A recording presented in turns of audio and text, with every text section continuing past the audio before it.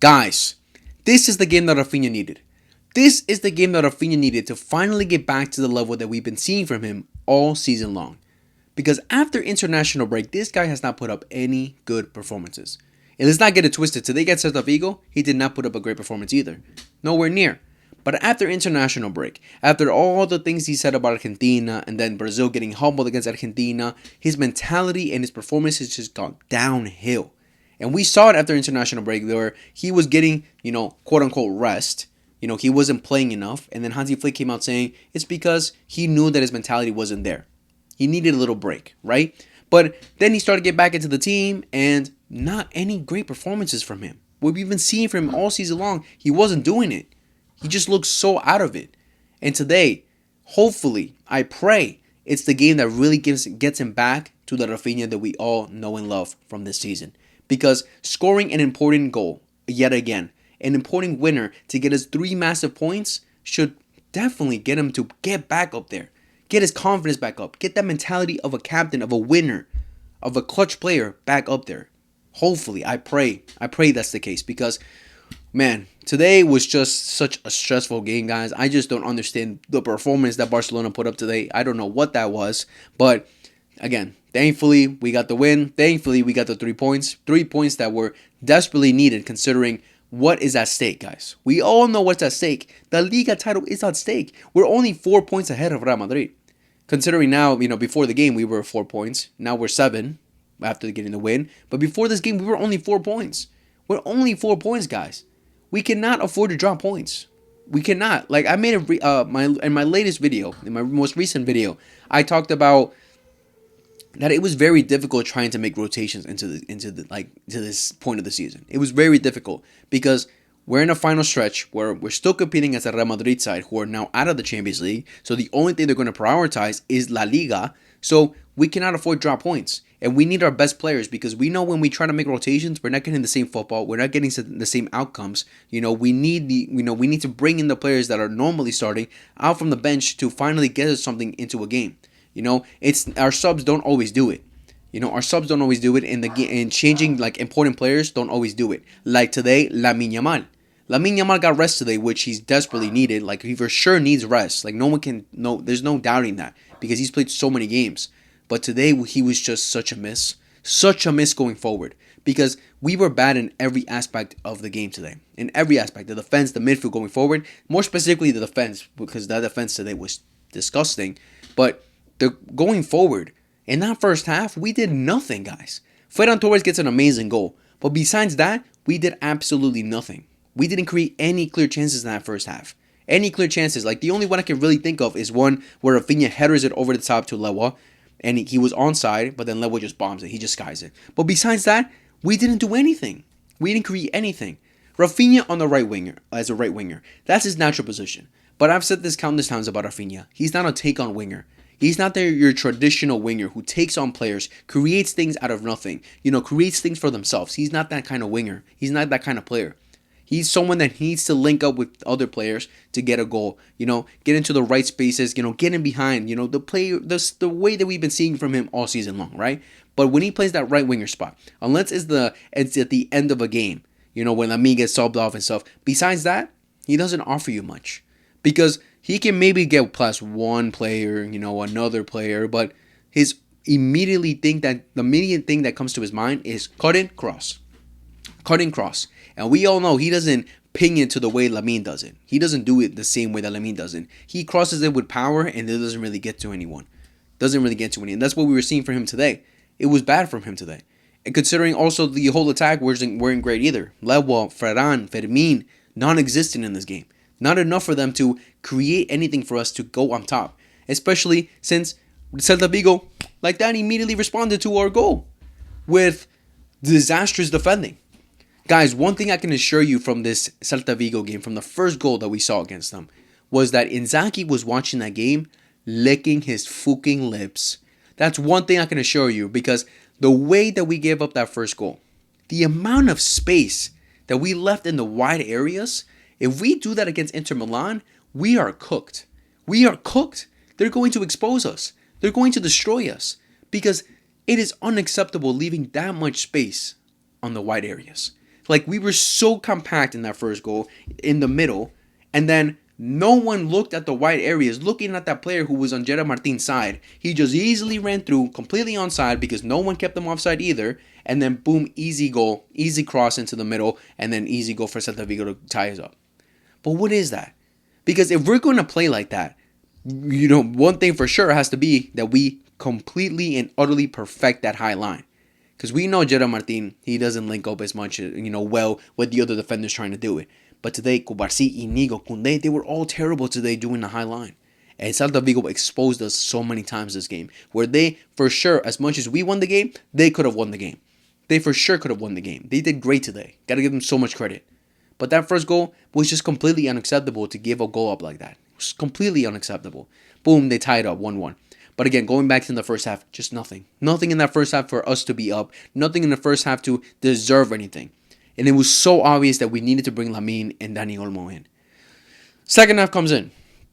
We make no changes going immediately into the second half. One thing I forgot to mention is that I didn't watch this game live, so that's why this video is coming out this late. I didn't watch the game live. I just rewatched the game back because my schedules didn't link up to really watch the game, and thankfully I didn't stream it because I would have been so much pissed. Hopefully right now I'm gonna calm state.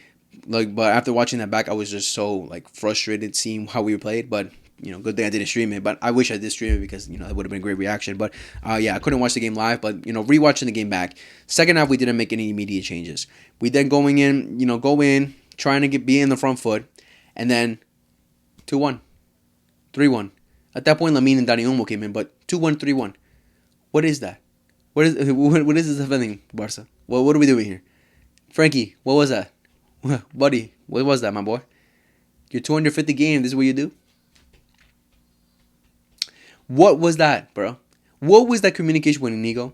And how did you just let that ball get past you? And land perfectly for Celta Vigo player, and boom, goal, 2-1. The third goal. The fuck, Dani Olmo? Oh, man, I just laughed at myself. What was that, Dani Olmo? I don't know who he's passing to. We lose the ball, over the top, boom, onside, goal, third goal. Easy, just pass to Szczesny. And at that point, I saw Szczesny didn't, come out like he usually would come out. I think at that point, he was just, getting PTSD from the amount of times he's come out and given up penalties and gotten red cards. So at that point, he just stood as a statue, didn't come out for it, didn't try to attack the ball, and then easily just passed him. Easy passed him for the third goal.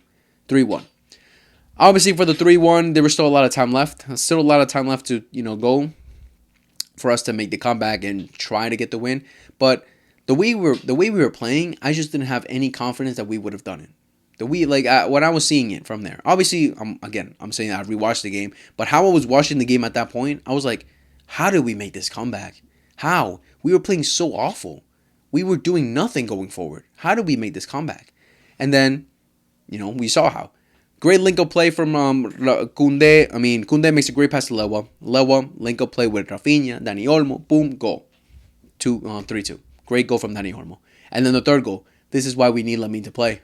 This is why we need Lamine to play. Because a perfect cross, something RAPHINHA can't do to the level Lamine is doing. Nowhere near. And boom, pings RAPHINHA and goal. 3-3. Great goal. Great play. Beautiful. I'm like, okay, this is how we made the comeback. Cool. Nice place.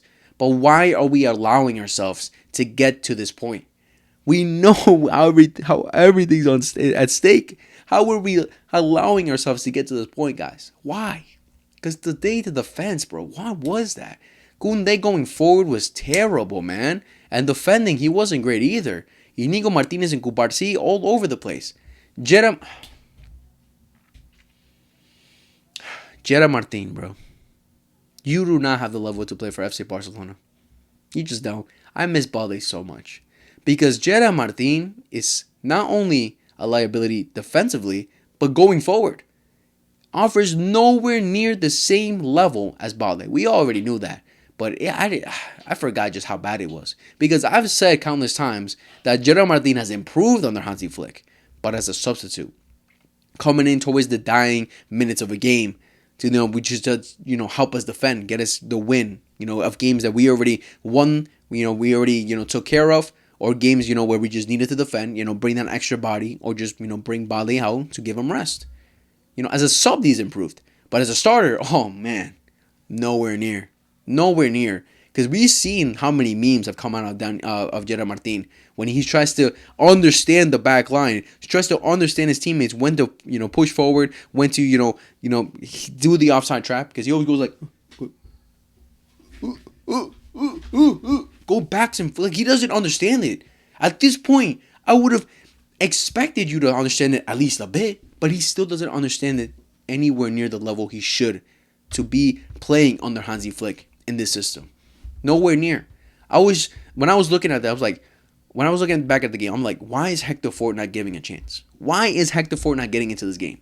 Because Hector Ford has played as a left back under Xavi before. I'm pretty sure he's done it under Flick too. I'm pretty sure, if I'm not mistaken, he's done it once this season.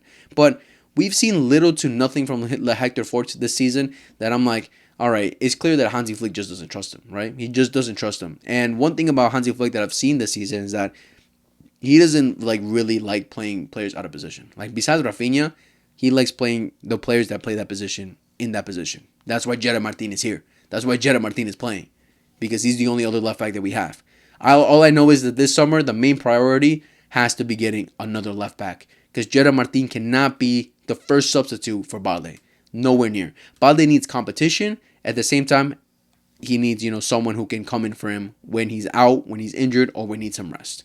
He needs someone. We need someone else. Because Gerard Martin just doesn't have the level. Because going forward, man, oh my goodness, bro. He's just so bad going forward. His final third crosses are so useless. They get to no one ever. And he just doesn't know how to attack the right spaces, get into the right areas inside the box like we would see from Balde to cause any danger. Man, he's just such a liability, bro. It's such a liability. I'm just so sad that we're missing Balde for these next couple of weeks, especially against Inter Milan. Like it's gonna be so evident his loss, guys. It's gonna be tough. But man, hopefully he starts stepping up soon because we need him soon to step up. But again, it was just a matter not only on him, it was the whole defense that was bad today. But again, 3-3, cool. We made the comeback, nice. And at that point, we were, a lot more in control of the game for sure. At that point, Celta Vigo were defending. They were defending for their lives for sure because, we got the momentum. We were on the front foot. So, and they definitely started getting shook after we made the comeback. A great comeback. But in a short span amount of time too, which is, cool. But at that point, again, we had the ball. They were defending, but they were hitting us much in the counterattack as well. Like they were, they were going for the win as well. Where they had chances to win this game. They had chances to win this game for sure because we were at that point still making defensive errors. Like that one opportunity where Inigo, Celta Vigo player got past Inigo, and Inigo thankfully got a touch onto the ball and got us the ball back. But yeah, so they had opportunities to for sure kill the game off, but thankfully they didn't. Then. From that point, they were just defending. Gavi comes on. Eddie Garcia comes on. Who else comes on? Someone else comes on. Pau Victor comes on, bringing us more options going forward because Lewa gets injured. Oh, my God, bro. I cannot believe it. Lewa's out now. Just going, trying to bring players in to make a difference, right? And then extra time, 8 minutes added extra time. A lot of people were saying, why was so much time added? Considering we scored a total of 6 goals in that game. 1-1 in the first half. 4 goals in the second half. That means 4 minutes added extra time already. They're always going to add a minute for every goal. That's what I've been noticing the whole season. And then the other 4 minutes, probably just because of, rotation. The substitutions, the time wasted, the fouls, all that stuff, right? So I'm pretty sure that's why they added another 4 minutes. They probably would have added 4 minutes overall. But at 8 minutes at extra time, but by the 94th minute, I think it was, where Dani Olmo got fouled inside the box. From a beautiful pass from Pedri, Dani Olmo controls it inside the box, and then he gets kicked from behind from a Celta Vigo player. Penalty para Barcelona. Clear penalty. What was confusing was why they took so long to really just to call that penalty. Like, it literally reminded me of what the Arsenal Real Madrid game, where they just took so long to call the penalty. To check VAR and be like, all right, penalty. Why? Like, VAR, do your job quicker, bro. Like, come on, quicker. What was that? I don't understand. But yeah, penalty for Barcelona, thankfully. And RAPHINHA steps up and takes it. And scores it. Great penalty. Cool. This is why I was saying in the beginning that hopefully this game can bring RAPHINHA back. The RAPHINHA we all know and love from this season. Back. We need him back. We're at the final stages. We cannot afford any more bad performances. Because today was a bad performance. Even though we got the win, it was a bad performance. A bad performance from Barcelona. But yeah, again, thankfully we got the win. Thankfully we got the win. Thankfully we got the 3 points because we cannot afford to be dropping points. We cannot afford to be putting up these kind of performances at this stage. We cannot afford to because we have tough games coming up and we have to be 100% on it every minute of these games. We cannot afford to make these little mistakes because these little mistakes, we've seen it now against a Celta Vigo side, can affect us. You know, I thought again Celta Vigo were going to be another one of our bogey teams this season, like Real Betis, that we couldn't beat, that made us drop points because we already played Celta Vigo earlier this season and we dropped points to them when we tied 2-2 away from home. So thankfully that wasn't the case. We got the important 3 points and currently are 7 points ahead of Real Madrid. We're going to see what's going to happen tomorrow against their game against Real Athletic Club, who if they lost to this season already at Atletic's home. So hopefully at the Santiago Bernabeu, Athletic Club can come in clutch and, you know, make them drop points, either 2 or 3, whichever it is. I'll be fine with. But hopefully Ernesto Valverde, ex-Barcelona manager, can do something for us there. But man, what a stressful game for sure. Stressful game. I'm sure the people that watched it live were very stressed. Again, I was going into it less stressed because I already saw that we got the result, but just watching the game back, it was such a stressful game. Such a stressful game from everyone. Not many players put on the great performances, but you know, just gotta give so much credit to Dani Olmo, Lamine, who made an immediate impact. Pedri, towards the end of in the second half, was incredible, and yeah, Rafinha, thank you for stepping up as well. Thank you for stepping up, and Frankie, good, you know, congratulations on your 250th game, and thankfully we got the win because he would have gotten killed. Like I'm sure there's some fans out there who have been killing him already in his DMs like weirdos, but he would have gotten it even worse if we didn't end up winning this game. But yeah, Barcelona get the win, and in a frustrating manner because this is now what, our third game in a row. Our three games now where we're not playing well. Like against Leganes, we didn't play well. Against Borussia Dortmund, nowhere near. And now this game, Real Betis, we didn't play well either. Like the last game I remember us playing well was against Borussia Dortmund when we beat them 4-0. Besides that, we're not doing well. Nowhere near. Nowhere near the level that we need to be putting up to win a potential treble.